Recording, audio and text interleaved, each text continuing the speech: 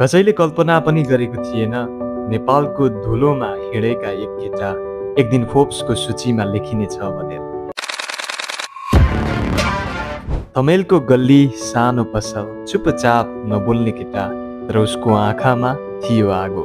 15 वर्षको थियो, विदेश जाने सपना थियो र एक दिन उसको बुवा बिरामी परेपछि सबै सपना रोकियो र सुरु भयो एक फाइटरको यात्रा। त्यो केटा सपनाबाट होइन हिम्मतबाट बनेको थियो। एक दिन उसले भन्यो, नेपालमा इन्स्टेन्ट नुडल्स ल्याउँछु। सबैले हाँस, यो बिग्दैन, नेपालका लागि होइन, बर्बाद हुन्छ। तर ऊ हाँसेन, चुपचाप काम गरिरह्यो र वाइ ल्यायो। अनि त्यसपछि नेपालले कहिले पनि उसलाई बिर्सन सकेन। तर जिन्दगी त्यति सजिलो पनि थिएन। घाटा भयो, राजनीतिक खेल भयो र अन्य धेरै धेरै समस्याहरू।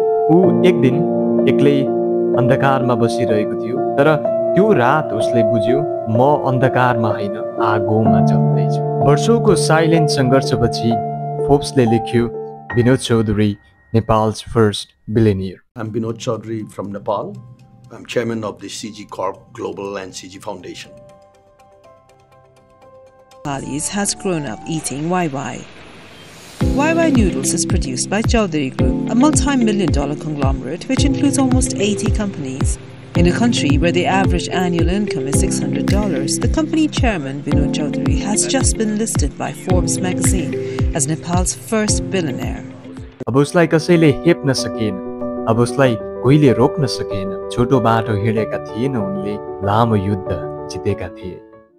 तिमी पनि अहिले सङ्घर्ष गर्दैछौ होला, सायद एक्लै, सायद चुपचाप। तर याद गर, उनी पनि एक दिन तिमी जस्तै थिए, तर उनले हार मानेन र तिमीले पनि हार मान्न पाउँदैन। हिम्मत गर, मेहनत गर र एक दिन तिमीलाई पनि इतिहासले लेख्नेछ।